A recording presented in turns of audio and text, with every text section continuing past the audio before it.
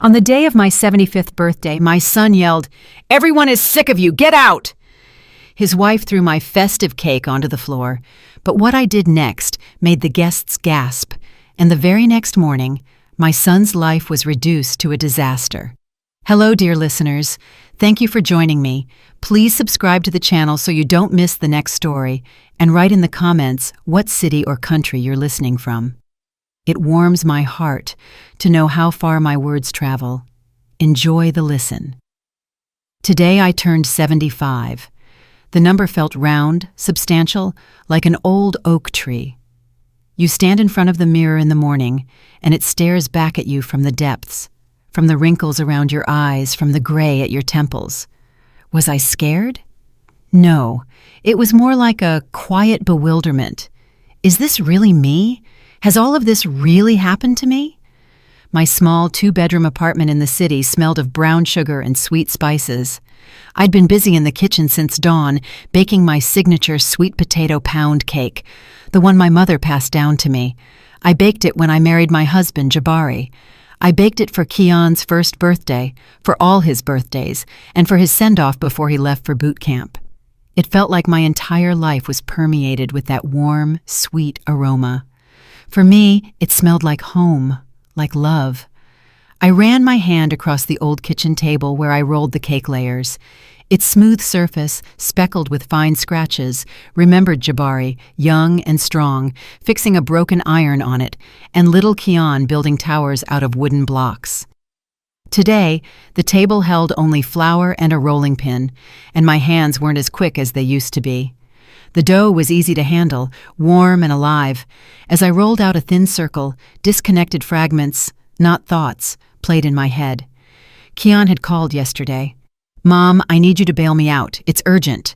The car needs a new part, a really critical one." His voice sounded so worried. How could I say no? I withdrew what I had saved for a rainy day, nearly my whole Social Security check, and gave it to him. "Thanks, Mom, you're the best," he'd said, rushing out the door. I sighed then, not out of annoyance, but out of that specific maternal duty. It's like a debt, isn't it? As long as you're alive, you have to help your children. Even if the children are almost 50, and you yourself are left with a couple of crumpled $20 bills until the next check, it's fine. I'm used to living frugally. I can get by on rice and beans. The main thing is that they're okay. One by one, the pound cake layers went into the oven, and the apartment filled with comfort. I looked at the photograph on the wall. Jabari and I, young, standing arm in arm next to the vacation house we were building. He did almost all the work himself. He dreamed that we would live there in retirement, plant roses, and raise our grandkids. He didn't make it. He passed too soon, leaving me to raise a 15-year-old Keon alone. I was a senior design engineer then. I had projects, business trips, and dreams of traveling. I wanted to take a Great Lakes cruise, see Mackinac Island, but I had to give it all up. I had to forget it. I needed to raise my son. I clung to that task like a life raft. My entire life, all my strength, all my unfulfilled dreams. It all went into him, into my boy. And now that boy is almost 50, and I'm still baking him the sweet potato pound cake. We decided to celebrate the birthday at the lake house. The lake house, of course. According to my daughter-in-law, Serafina, my apartment was too tight and dated, like a storage unit. She'd said so without flinching when I suggested hosting the guests here, looking somewhere past me as she spoke. Kiana just shrugged like, "Well, Mom, Serafina's right. The lake house has more space and fresh air." I didn't argue. The lake house was, formally, mine. The only thing left from Jabari, from our life together. But I rarely went there. Serafina and Keon had been living there for about 15 years since they got married. They rebuilt it, furnished it their own way. Modern and trendy. Nothing of Jabari's was left. They even cut down the old maples we planted together. "They just make shade and a mess," Serafina had said. In their place was a perfectly manicured lawn and a fancy modern fire pit. I visited my own house like a guest. The guests started arriving around 3 o'clock. I had brought bags of groceries by taxi that morning, preparing appetizers, salads, and pinwheel sandwiches. Serafina met the guests on the porch, smiling in a beautiful dress. She kissed my cheek briefly. She smelled of expensive perfume and slight irritation. "Mrs. Okoro, why don't you head to the kitchen? You need to finish the cheese board and keep an eye on the hot dishes so they don't get cold." And I went. My birthday turned into a typical day of servitude. I stood in the kitchen, which I barely recognized, all shiny tile and built-in stainless steel, slicing cheese and meat, arranging them on platters. Laughter, clinking glasses, and snippets of conversation drifted from the living room. My name was only mentioned once, when someone shouted, "Where's the birthday girl?" Serafina answered in her bright voice, "Oh, she's our little helper, busy in the kitchen." And everyone laughed again. I brought out the platters, placed them on the table, and immediately cleared the dirty ones. No one offered me a seat. I was just part of the decor, silent and functional. At one point, I sat down on the edge of a chair, a little distance away. The conversation turned to the lake house. One of Jabari's old friends, Elias Eli Dubois, reminisced. "I remember, Imani, when Jabari and I planted that tall pine right here. Look how big it's gotten." I smiled. I wanted to support that warm island of memory. "Yes, and we buried a treasure underneath it," I started. "Kian was just a baby. We wrapped it in a handkerchief." "Oh, Dad, please, not the old stories again," Serafina interrupted, turning to her own father. "Kian and I are thinking of flying to Turks and Caicos next year. The beaches there are amazing. The service is top-notch. Not like these old pines and mosquitoes." The conversation instantly switched to Turks and Caicos, all-inclusive resorts and ticket prices. My buried treasure, a piece of broken glass and 3 marbles and a rusty quarter, was left to lie forgotten in the ground. I felt something cold and heavy sink in my chest. I stood up and silently walked back to the kitchen. I'd rather wash dishes than sit there invisible at my own birthday table. And then came the climax. Time for the cake, my sweet potato pound cake. I had spent half a day on it. The layers were soaked in cream cheese frosting, becoming tender, melting in your mouth. I had topped it with shaved chocolate and pecans, carefully outlining the number 75. I carried it out on the large round platter given to us for our 25th anniversary. I carried it with a final, desperate hope. Here it was, my symbol of love, my main gift. Maybe now. I placed the cake in the center of the table. It looked truly homemade, truly authentic. "Oh, Imani Sadia, why would you do that?" Serafina's voice rang loudly across the living room, laced with undisguised contempt. "We already have a normal store-bought cake from a fancy bakery. No one is going to eat this sad little homemade thing." An awkward silence fell. I felt like I stopped breathing, but then Elias Dubois, my husband's old friend, tried to salvage the moment. "Now, Serafina, Imani's pound cake? That's the taste of childhood. That's a real tradition. I'll definitely have a slice. Give me 2. And that was the final straw. The word tradition, spoken in front of her trendy, wealthy friends, sounded like an insult to Serafina. It shattered the image of the modern, successful hostess she had so carefully constructed. Her face twisted. Cold fury flashed in her eyes. With a quick, practiced movement, she grabbed my platter. "Tradition belongs in a museum," she hissed through clenched teeth. And in front of all the stunned guests, she flipped the platter over, dumping my pound cake, my effort, my love, right into the trash can next to the wall. "We're celebrating the future!" A deafening, absolute silence hung in the room. The only sound was the dull, wet thump as the cake settled at the bottom of the can. Everyone looked from the trash can to me. I stood there petrified and looked at my son. I waited, hoping he would stand up, say something, stop this nightmare. Kian stood up. His face was scarlet, distorted. He looked at the horror in the guest's eyes, at his wife's triumphant face, and he found a culprit, the most defenseless one. He turned to me, pointing a trembling finger, and yelled so loudly my ears rang.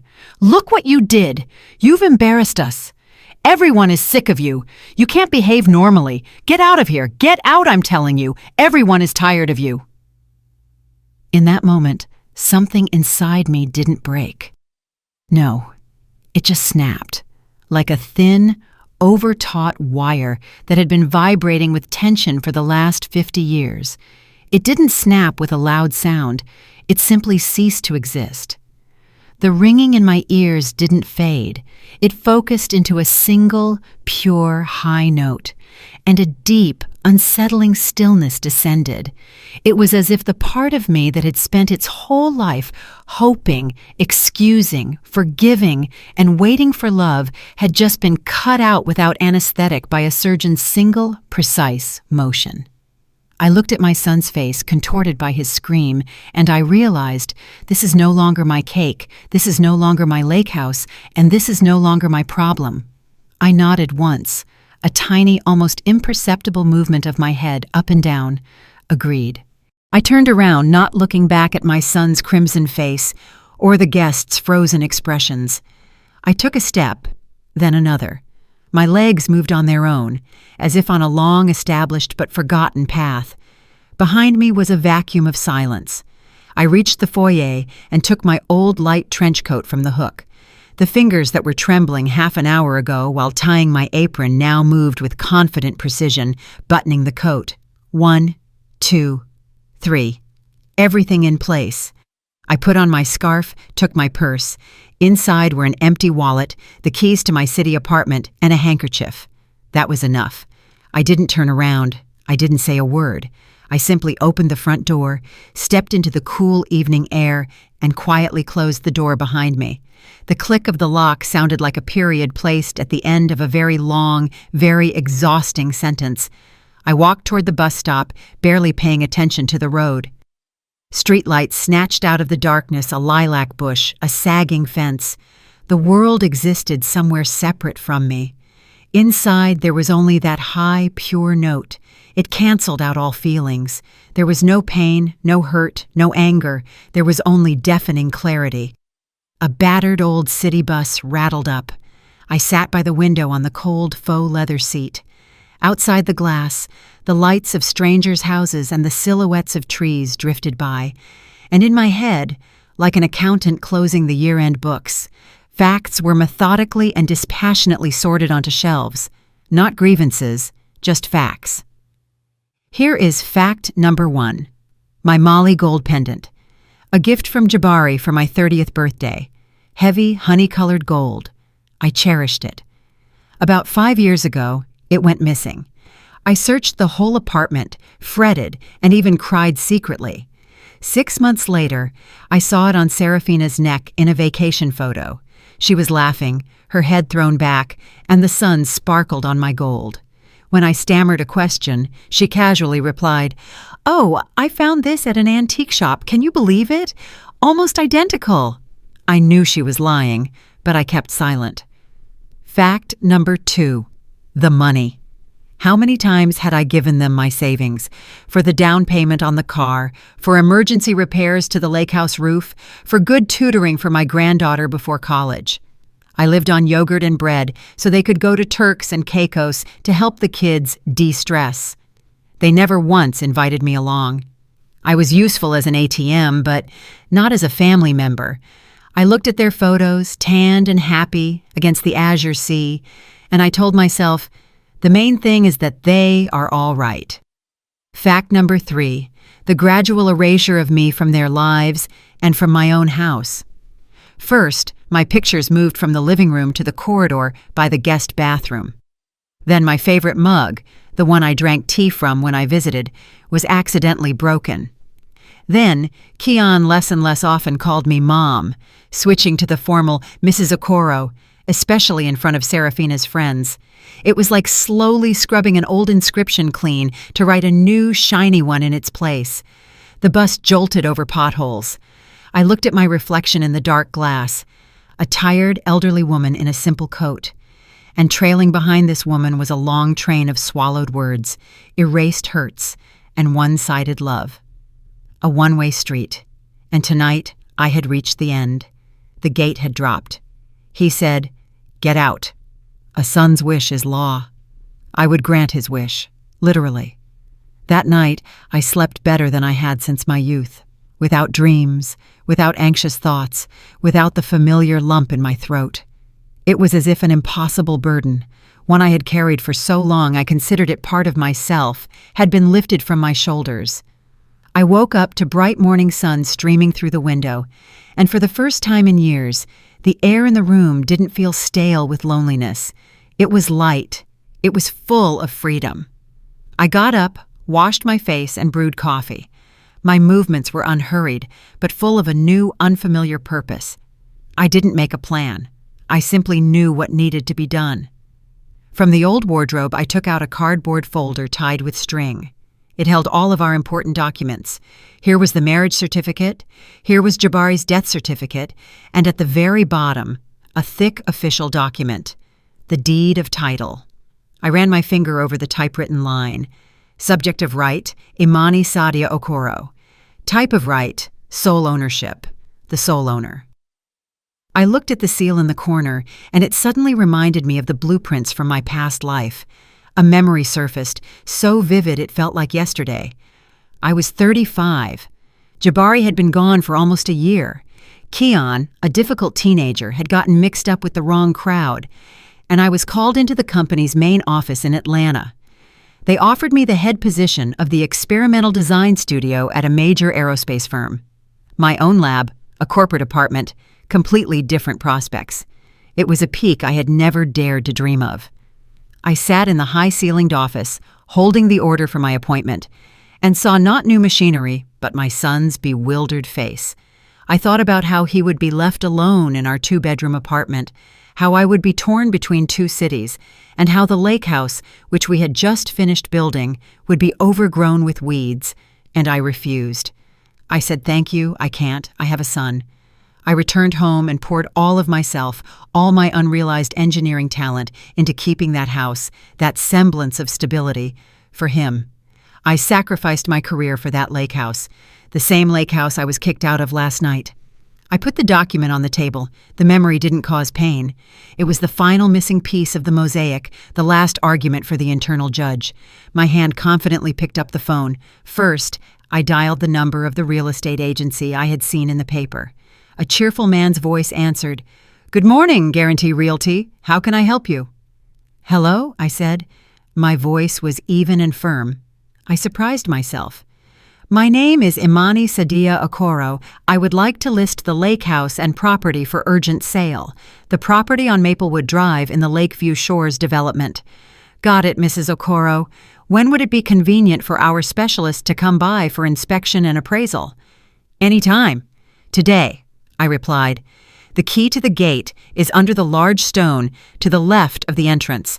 All the documents are in order, right here in my hands. Please act as quickly as possible."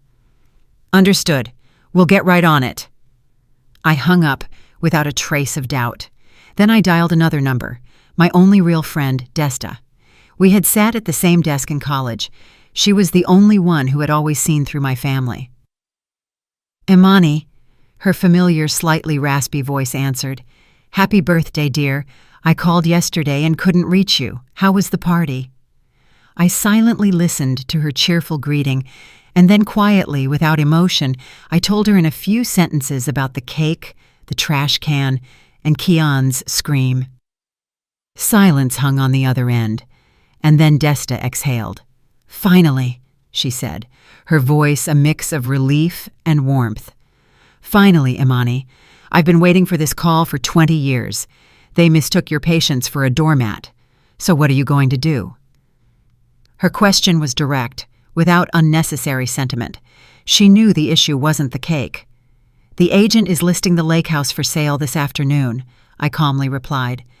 Desta chuckled approvingly into the phone. "Good, very good. Now listen to me closely. They'll start calling soon. Screaming, crying, trying to play on your guilt. Don't answer. Under no circumstances. Let that for sale sign speak for you. It will be more eloquent than any words." "Okay, Desta," I said. "Hang in there, friend. You're doing the right thing." I hung up the phone. There was silence in my soul. Not the dead silence of the vacuum from last night, but the quiet, clear stillness of an autumn morning. It was settled. There was no turning back. A few days passed, days of a quiet I hadn't known in years. The telephone on the dresser was silent, and that silence spoke volumes. I knew what they were thinking. They were waiting for me to cool off, as usual, bake some biscuits, come with a contrite head, and apologize for daring to upset them with my existence. They were waiting for me to call and say, "Kian, son, forgive your silly old mother." This pattern had worked flawlessly for decades, but the mechanism was broken. I wasn't waiting. I was living. I got up in the morning and did the exercises I'd abandoned 20 years ago. I went to the store and bought myself not the cheapest cottage cheese, but the one I liked. I took my old knitting needles and a ball of yarn from the closet and started knitting, a simple, unadorned scarf. Row after row, stitch after stitch. The rhythmic clicking of the needles was soothing. This was creation. I was creating something simple, warm, and entirely for myself. Outwardly, nothing in my life had changed, but inside, everything had. I stopped being a function, an appendage to their well-being. I was Imani Sadia Okoro again, not just a mother and mother-in-law, but an independent person. I knew this was the calm before the storm. I didn't see it, but I could clearly picture the realtor's car pulling up to the lake house. I could see the serious man in a suit taking a hammer and a large, bright sign from his trunk. I saw him walking across Serafina's perfect lawn, choosing a spot, and with a few precise hammer blows, driving the post with the word "for sale" into the earth that belonged to Jabari and me. That sign was my reply, my statement, my farewell. And then, on the third afternoon, the phone exploded. It rang frantically, demandingly, choking on its own shriek. I sat in my armchair and knitted. I watched the machine, which seemed about to jump off the dresser. Kian called, then Serafina, then Kian again. I didn't answer. I had nothing to say to them. Everything I wanted to say was written on that sign by the gate. They weren't calling to apologize. They were calling to demand an explanation, to put everything back in its place, but the old places no longer existed. By evening, they arrived. I knew they would. I heard the car pull into the driveway, the doors slamming, but I didn't get up. I continued knitting. Row after row, stitch after stitch. I didn't hear a knock. I heard a sharp, unpleasant clang in the keyhole. They didn't even knock. They walked into my house with their own key, like owners. That was the final touch, definitively confirming the rightness of my decision. The door flew open. They stood on the threshold. Serafina had red splotches on her face and neck. Her eyes shot daggers. Kian was pale, bewildered, his lips trembling. They saw me sitting calmly in the armchair with my knitting, and for a moment they froze. They probably expected to find me in tears, hysterical, but certainly not this picture of domestic peace. Serafina recovered first. She stormed into the room like a fury. "Have you lost your mind?" Her voice was shrill. "What is this? What kind of circus are you pulling? You've decided to ruin us, to throw your own son, your grandchildren out into the street." I was silent. I just lifted my eyes and looked not at her face, contorted with malice, but right through her. I didn't see rage. I saw primal fear. The fear of losing the beautiful picture she had so long and carefully painted at my expense. Kian joined in, choosing a different tactic, the soft, manipulative one that had always worked.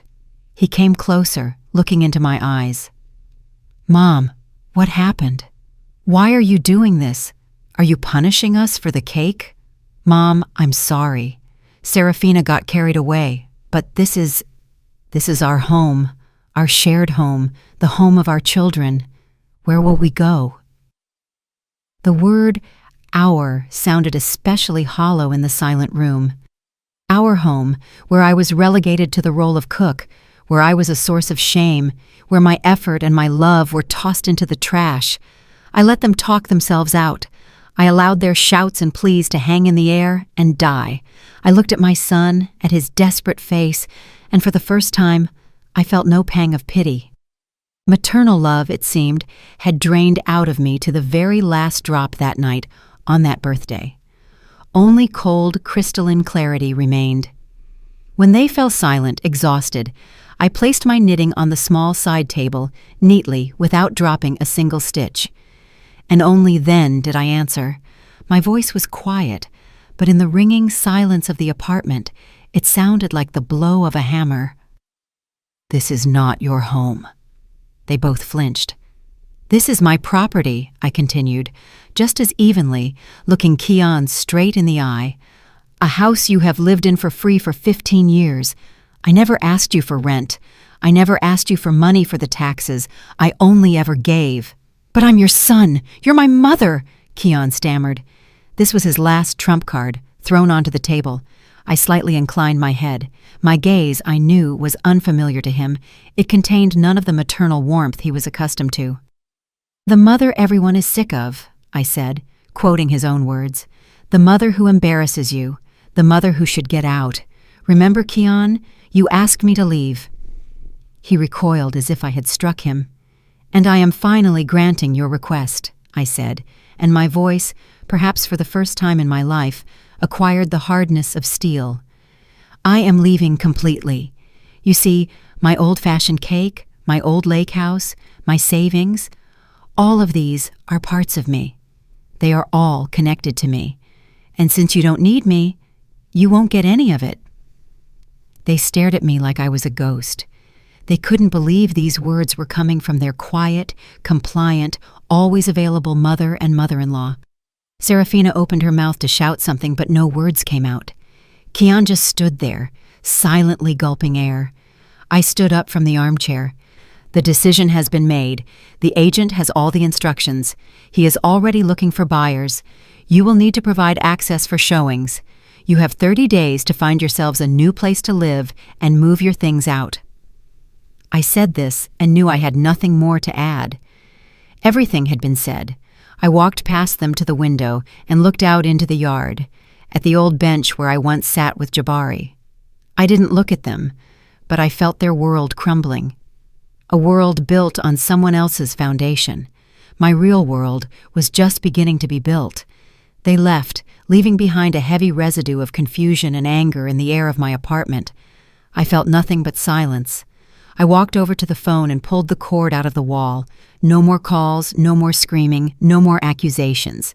Everything that needed to be said, I had said. Everything that needed to be done, I had done. The following weeks were strange. The echoes of their crumbling world reached me like a distant sound. A couple of times, Serafina's frightened mother called, incoherently begging me to reconsider and have mercy on the children.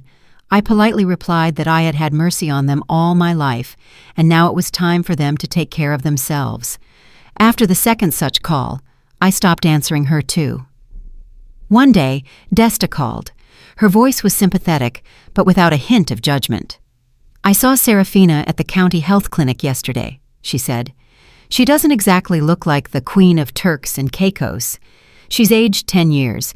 They say they moved out and found some run-down 2-bedroom rental across the county line. Keon took a second job stocking shelves at night, and she's running around to interviews. But after 15 years of being a house manager, no one's really hiring her. They're fighting terribly, they say." I listened, and I felt neither schadenfreude nor satisfaction. There was only a feeling of inevitability. It was like watching an autumn leaf break from a branch and fall to the ground. Its flight might be long or short, but the ending is foretold.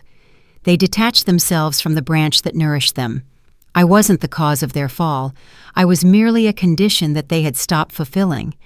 The lake house sold, surprisingly fast. Buyers were found almost immediately. A young family who, according to the realtor, fell in love with the place at first sight. On the day of the closing, I sat in the agency's office, signing the papers. My hand didn't tremble. When the sum of money with so many zeros, a sum I couldn't have imagined, was deposited into my savings account, I felt no euphoria. I felt weight, a pleasant, substantial weight of possibilities. This wasn't just money. These were the years of my grounded life.